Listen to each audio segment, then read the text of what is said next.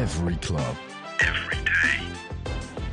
The Global Sports Podcast Network. Hello and welcome to the Daily Southampton, part of the Global Sports Podcast Network.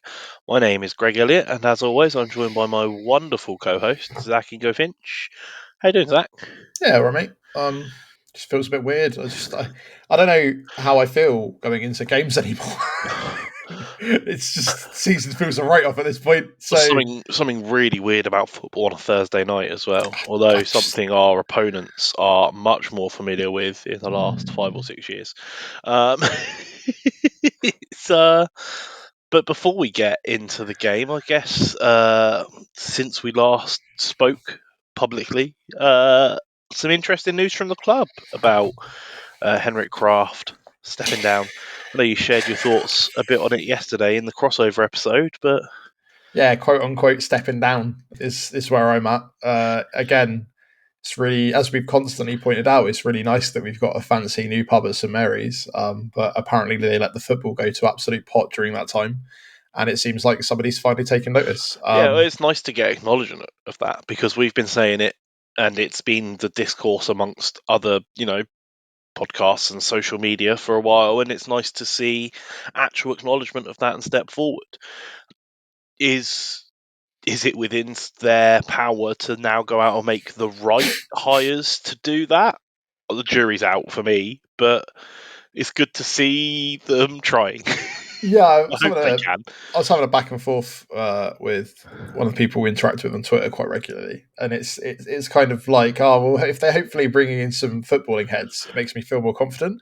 I don't know if they know the right footballing heads to bring in, because that requires you having a fundamental understanding of not being scammed by people who would be the right appointment, and I just don't know if that's something they're capable of anymore, because they've But done we'll this see. before. They brought in, we had they brought in a good sort of recruitment network. We had like the whole of Man City's academy at one point, and then later on, obviously, you had Wilcox come in, who then obviously went to Manchester United, who left, and it sort of seems like even if they do find someone that's good, retention may also be a problem. Yeah. Well, look, So let's hope that they've learnt from that in the past and can take the experience they've gained and make better decisions. And like I say, the jury's out. I don't want to be negative on it and say they don't have the ability to hire properly, but also I don't want to be all happy clappy and yeah, we're football focused. That's going to solve all the problems, because I just don't know until we find out more. It could be either way. it But is it's a nice that step forward, right? and it's acknowledgement, right? That it's the first time they've properly taken accountability and acknowledgement that the football side's not been good enough. I think that's probably the best thing to take from it, right? Is that somebody has recognised that this season has been awful, and that it's one of the money people that matter, and they've decided that whilst it's fantastic that St Mary's now has safe standing in a new pub, that isn't going to cut it footballing wise, and potentially will get people with a better head on them. Like, the big fear though is, as much as they say they're not going to make the same mistakes again, we end up going to do it. We're going to end up doing transfer business towards the end of the window again. I'm kind of accepting and almost happy if we end up just having outgoings at this point. I mean, nothing can be done to save this season if we're being realistic. Sure, we could win every game from this point forward and potentially stay up, but if we are taking the realistic analysis approach instead of the optimistic analysis approach, when they came out and said no teams were getting docked PSR points, that really was the final hope of getting anything from the season, which is already pretty sad, isn't it? So that is pretty sad whenever we have to rely on things like that in general. But I will also point out to you that, like, Forest are technically in a title battle with Liverpool, which, if you'd said at the beginning of the season, was also something no one would believe. So who knows what's going on where? But I'm just kind of, I'd like to be optimistic. I just currently have absolutely zero trust in our ownership, and it's up to them to work it back for, I think, the fans. To be perfectly honest, agreed. But as we've talked about on the show before, whilst there are obvious flaws and holes in their approach, I don't think you can question their intentions. Like, they haven't set out to deliberately cause this. They have invested and therefore are better than the previous establishment through lack of trying. And hopefully you can teach or you can learn the ability to progress and get better. You can't forcibly make people who don't want to invest. So I think it's the right way round for it to be, personally. Yes, I just hope that they put somebody where that communication is happening more regularly. Because, like, again, I wouldn't be surprised if it was off the back of they had this transfer meeting last week and they sat down and went, "Who are the targets?" And then Kraft turned to Jurek and went, "Who are the targets?" And Solak was like, "Hang on, you're not doing anything footballing behind the scenes?" And it, like, that's kind of how I imagine these conversations are going in my head, because we'd love to think there was a much wider plan. But we discovered on the day that Russell Martin was fired, mate, that the plan was about 5 minutes into it. Like, they were like, "Yeah, so we have no targets for managers because we didn't think we were going to do this until 5 minutes ago." And you're like, "Oh, that's the pre-planning that's going into it." But I will remain hopeful alongside you that it will all be a positive change. And in a season and a half's time, we'll be a lot happier and in a much better position. Yeah. All right. Well, let's bring it back to the task at hand and the nearer future. A trip to Old Trafford. How are we feeling? Last time we won, 2016, we won 1-0. Charlie Austin scored. It was just after we bought him. That was the last time we beat Man U. Every other game has been a loss or a draw. So that's about where my optimism lies. But this is not the feared away fixture of times gone past. This is a Man United who sit 13th in the table. Yeah, but if so, previously you've got to remember, you completely smashed me in the Fulham game because there's me thinking it's be a high scoring affair, and you're like, "Nah, usually it's 0-0, it's boring," and then it was the most boring game of football I've ever watched. And that says a lot, because what it means is that if you're going historically as to how we play United, the most we can hope for is a draw, if not a loss. And, like, yeah, okay, Old Trafford isn't the fortress it once was to other teams. We've got to kind of hope on what the guys said. Sam and Ollie were talking about how sort of it could be for them considered a banana skin, right? Like, they could be so overconfident from their results that they slip up against us. But I'm also pretty sure that we're still not in a position where we know our best 11. I'm genuinely, like, when we go to do lineups, like when I was doing a lineup yesterday, I was like, I don't know, because we played our last game without the strikers, and that worked better than when we played with the strikers. So it could turn out to be something exciting and far more unpredictable than we expect, especially with just like being the weird vibes of Thursday night. But then the last time we had a weird midweek game, mate, was when we went to see Chelsea against Chelsea, and that was, wow. You were I'd both there. rather not think about that. Yeah, no, you're right. Look, it might shock you to find out, Zach, that I'm feeling pretty optimistic about our chances. And frankly, I am. of the Sure two you games are. coming up, this is the one I've got the most hope for, because I watched Liverpool Forest last night at the time of recording, and I'm very concerned about how Sunday's going to play out for us. But let's put it that way.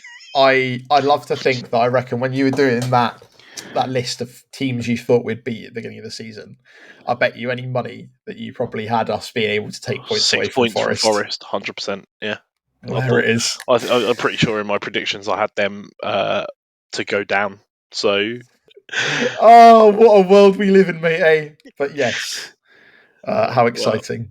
Right, well, let's move on to the unenviable task of predicted lineups. But first, a message from our partners at Zencaster.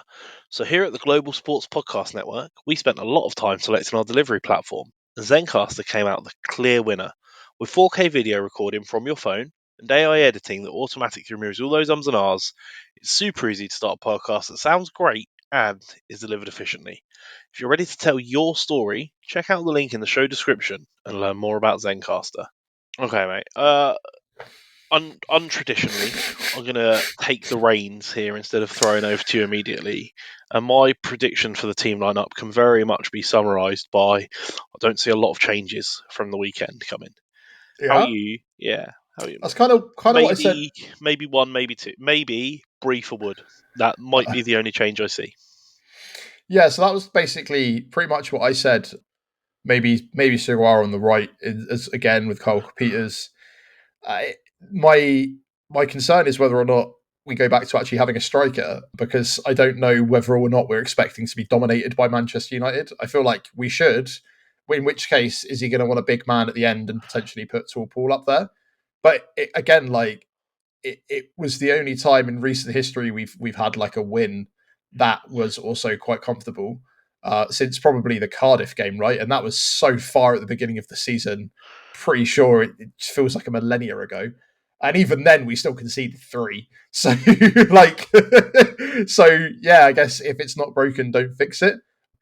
But I don't know. It's genuinely, are we seeing the resurgence of Sulemana potentially?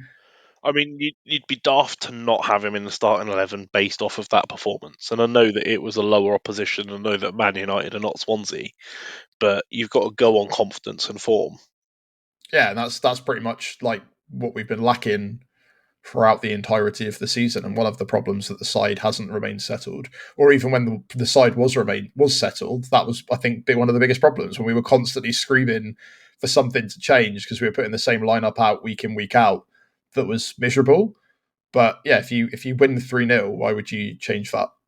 It might be entirely based off of who's tired, who's not, who might need a few more minutes. I know Smallbone got on the pitch the other day, so I know that he might be gunning to send some more people out. But yeah, I'm kind of with you. I don't really see any drastic changes to the lineup, because it worked. Yeah. we won without strikers. Yeah.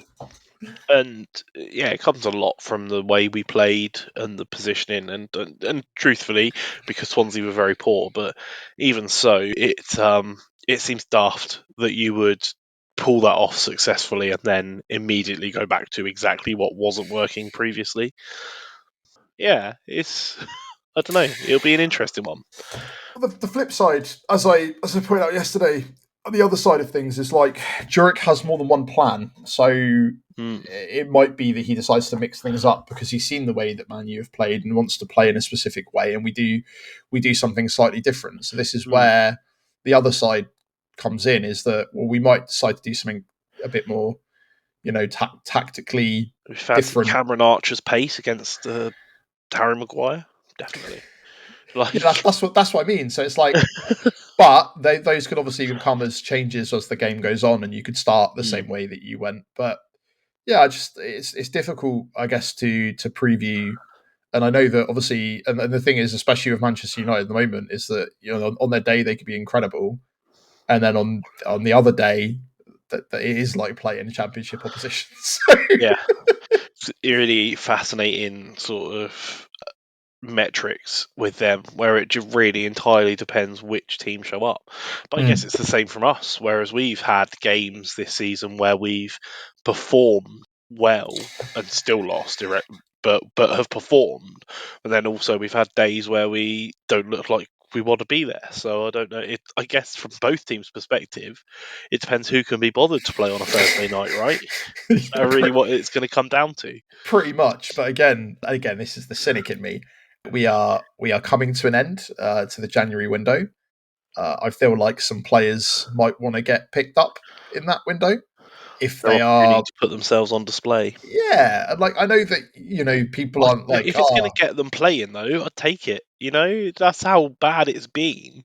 Like, That's what I mean, is that, like, but that is a potential for something that could happen with these games. Is that that I don't think that if you're a player and you're kind of confirmed at this point we're essentially going down, your mindset surely is going to be, well, I'll try, and it's like I took a driving test in the middle of this last year, and I failed it. I knew I failed it quite quickly. As soon as driving started had to touch the wheel, I was like, cool. I still finished strong. I went in another 20 minutes afterwards and sort of had to go through and sort of, and then I got told I was a really good driver. It was only really the big major that hit me. Other than that, I had like 2 or 3 faults and stuff. So yeah, it's like finishing strong, and I feel like that's probably where a lot of them are at.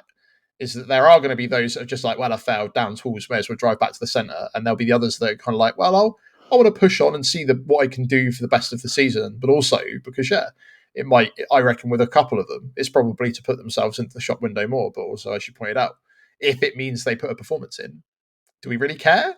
No, At this point, no. I really don't. Whatever the motivation is, clearly the unreasonable amount of money they get paid a week isn't motivation enough. So whatever it's going to take to get a game out of them, I'm happy with. It is, yeah. Yeah, it's just a strange old world we live in, and it's going to be a strange rest of the season because it's like, what are we really fighting for? Just to win the FA Cup at this point, right? Well, just to get more points than Derby is still target one. You're right. I say like I blanked that out of my mind. And that's why I think arguably of the 3 games upcoming, this one, Forest and Newcastle, United are the most likely for us to get anything from, which again is a baffling. If you're not following this season, it shows how crazy the Premier League really is, right? Yeah, that is incredibly upsetting. And you're right, but I think that there are tons of games this season where we felt like we should have got something and we got nothing. We got what, couple draws and one win, a win that was probably one of the worst games that we've had, to be honest. So who I knows? think it was reasonable to say that until Chelsea, Spurs, and Brentford. So maybe like the 5th worst we've had this season. I don't know. I don't know. Somehow all of them sting a little bit more than the 9-0s. At least the 9-0s, there was usually a red card and something afterwards, right? But yeah. God. Okie doke. Right, well, let's move on to score predictions and after a message from our partners at the Global Sports Podcast Network. The Global Sports Podcast Network is changing the face of football podcasting with dedicated daily content for every Premier League team, women's football, fantasy football, and a daily Premier League wrap-up broadcasted in 5 different languages. This is your one-stop shop for your daily football fix. Find GSPN wherever you find your usual podcasts.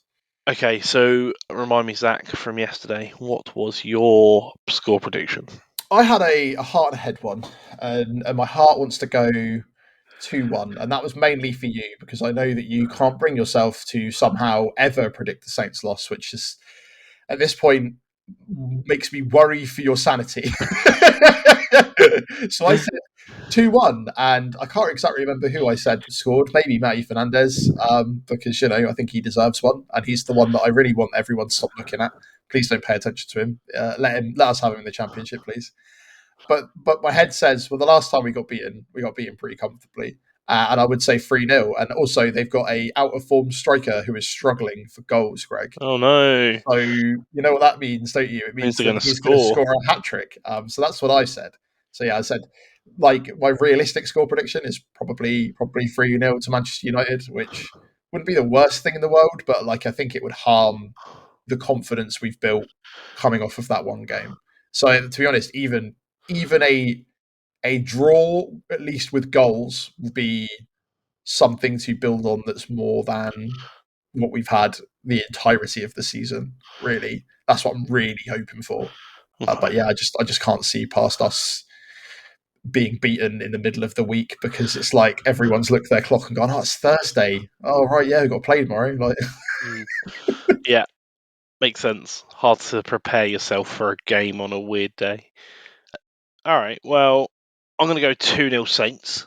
That's just what I'm feeling. I've got no realistic justification for why I think that we're going to keep what I actually think would be only our 2nd clean sheet away from home all season, or where those 2 goals are coming from.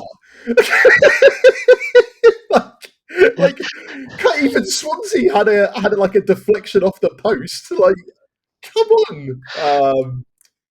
To be honest, I can't moan at you for that. You're entirely entitled to your. I'm just feeling it. I've got no look. I've tried to rationalise it and make a logical argument for that decision, but there really is nothing other than that's just what I'm feeling in my gut. And sometimes you've just got to stick with it. I'll just remind you of when you had a feeling that we were going to get a bunch of points up and before Christmas, and then we ended up getting nothing. But that was that was your feeling. But that was pure optimism and trying to manifest it into the universe. This is a real. It's just what I think. If I were a better man, which I am, that's where my money's going. So. Oh, I can't wait. It was like, yeah, no, I really feel it the other day. I remember you sent me your slip of like, yeah, but I think Tall Paul's gonna score, and then he gets like brought off after like 20 minutes, and I was like, oh well, that's the entirety of your Aka completely collapsed in on itself. My old bet builder, yeah. I mean, I had Saints to win on it as well, so it was already doomed. I mean, look, if you put £1 on Saints to win every single game, I feel like the odds by the time that we had the Everton game will probably mean you're on a profit, right? Like, that's how it feels. No, the safest bet on Saints when he's fit is £1 every match on Flynn Downs to get booked. That's an inevitability. That's much safer. Yeah. Yeah, it's just what a weird. I don't know. It just feels like such a transitionary period at the moment, because obviously now we've had managerial changes, which we thought would bring a lot that really haven't massively. Obviously, we've changed the way we play a little bit, but that our new manager bounce ultimately was a 0-0 draw. That was the most exciting thing to happen after Russell Martin left. Obviously, like, we had our win in the FA Cup at the weekend, which was I think lovely. you're doing it a disservice. I think that the new manager bounce as such could still take effect. Like, we've had one game since he's had a proper amount of time with the team that was a disappointing performance, and then a game against Swansea that we should be comfortably winning. So, and he came out and said he was disappointed with the performance, and so we'll have done work to rectify that. So I think, as difficult as this period of games is now, they're still spaced out in a more reasonable way, that it should be the true judgment of how he's doing as a manager. Like, I disagree. I don't think that we can judge how he is as a manager probably for the rest of this season, because as you've pointed out, it is entirely at this point down to the mentality of the players. And I think that I can have, you know me very well as a person, I can have somebody come and give me, if I am in a rut, if I am down as a person, and I could have someone come in and give me the most inspirational speech. It could be LeBron James, it could be, Travis Kelce or anyone like that could come and give me a pep talk. I'm like, wow, I feel, yeah, thanks. I don't know how much that would genuinely shift my mood. And I think that obviously having a new boss in, like, yeah, they're trying to teach them all how to play a different way, but I just don't know how many of them are interested because of the such slim hopes of survival. They're not fighting like a team that are doing everything they desperately can to stay up because they've kind of written off the season. So I don't really think that whether we win or lose, it's entirely down to what sort of Jurek is doing. I think a lot of it now is going to come down to the mentality of, do these players want to like go down as the worst in Premier League history or not? And it's as simple as that. And maybe after a few more games and maybe after we've seen his style implemented slightly more, but I don't even think it'll be over the next couple of months. It will be the measure of the man for me will be if we start to do better and then he decides to take the contract on when we go down to the Championship. If not, he will be, in my mind, remembered as a Sellis or a Sparky in the sense of a middle manager that kind of keeps us in transition before the next manager. Does that make sense? Yeah, it does make sense. There's a lot of reaching and a lot of me overcomplicating that with words. We've got a long way to go, and it could be a really long way. Let's be honest. But, that's kind of where I'm at. You're right. I think that the vote's still out. We've seen that he at least has different plans. It's not just the same thing every week. Yeah, so there is still nice. hope going into every game, and as always, it's that hope that kills you. So, yeah. I think that's the difference between me and you now, mate, is I think that the shreds of hope that I had are slowly, it's like a little bit every time this green shoot of grass gets grown, instead of it just being chopped off now, it's just being dragged out with root and all. I need a new field to be laden, put it that way. Look, we could all be surprised, and at the end of this difficult run of 3 games, be already past Derby's record and thinking, or maybe, just maybe, survival's on the cards. You never know. Football's a funny game. It could happen. I'm not predicting this one. I'm just saying it's football; anything can happen. Well, you sound like a save scumming football manager player, mate. Is what's going on here. I'm going to keep redoing this until I beat Liverpool in the FA Cup final as like Port Vale. That's what it's giving me, but I'll happily ride. I'll happily join you for the ride into this delusion. well, that's the maybe delusional level of positivity that we love to end on here at the Daily Southampton. So, as always, thank you very much for listening. Zach, thank you for joining me. We've been the Daily Southampton, part of the Global Sports Podcast Network. Let us know how you think the game's going to go. We're on all the socials. We're on Twitter, X, Blue Sky, YouTube, TikTok, Instagram. I think that's all of them. Take them all off, mate. Give us a comment on any of the podcast platforms, Apple Podcasts, Spotify. We'd love to hear what you think. And we will be back tomorrow when we'll find out how it goes. And we'll be here to react to it. And I can't wait. It's the part of football we love. Thank you very much, and we'll see you tomorrow. Every club, every day. The Global Sports Podcast Network.